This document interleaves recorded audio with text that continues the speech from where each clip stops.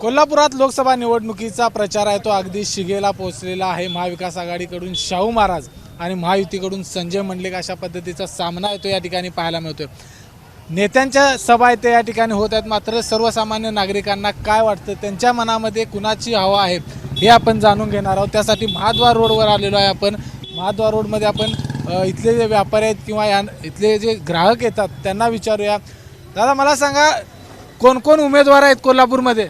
कोल्हापूरमध्ये प्रमुख संजय मंडलिक आणि दुसरे आमचे छत्रपती दिलीपसिंह राजे शाहू महाराज।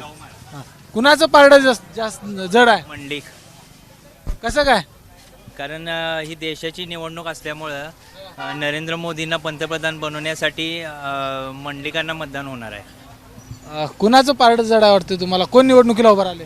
शाहू महाराज मंडलिक। कुणाचं हवा कुणाची आहे जास्त? शाहू महाराजांची। इकडं आणखी उभा आहेत नागरिक, त्यांच्याकडून देखील जाणून घेऊयात की नेमकं कुणाचं पारडं जड आहे, कोल्हापूरमध्ये कशा पद्धतीचा प्रचार या ठिकाणी होतोय ते आपण जाणून घेऊयात। मला सांगा, निवडणुकीला कोण कोण उभा आहे सांगा? मंडलिक आणि शाहू महाराज। बरं, काय प्रचार जोरात चालू झालाय? जोरात चालू झालाय। कुणाचं वारं जास्त आहे? शाहू महाराज। तर आणखी इथं काही नागरिक आहेत, त्यांच्याकडून देखील जाणून घेऊयात की आपण कुणाचं वारं जास्त आहे, कोण निवडणुकीला उभा आहे? काय माहित नाही। कोण निवडणुकीला उभा राहिले? काय माहित माहित नाही। नाही।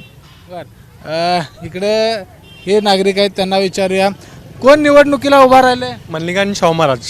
कुणाचं वारं जास्त आहे? शाहू महाराजांचं। शाहू महाराजांचं। तुम्ही बोलणार आहे का?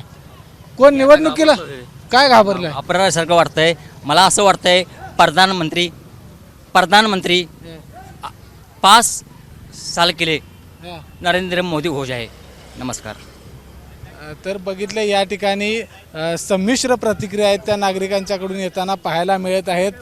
शाहू महाराज आणि संजय मंडलिक या दोन्ही उमेदवारांची नावं आहेत ती या ठिकाणी नागरिक घेताना पाहायला मिळत आहेत। मग याचाच अर्थ कोल्हापूर लोकसभा मतदारसंघामध्ये काटेकी टक्कर आहे ती पाहायला मिळते। कॅमेरामन निलेश शेवाळेसह विजय केसरकर, एबीपी माझा, कोल्हापूर। एबीपी माझा, उघडा डोळे बघा नीट।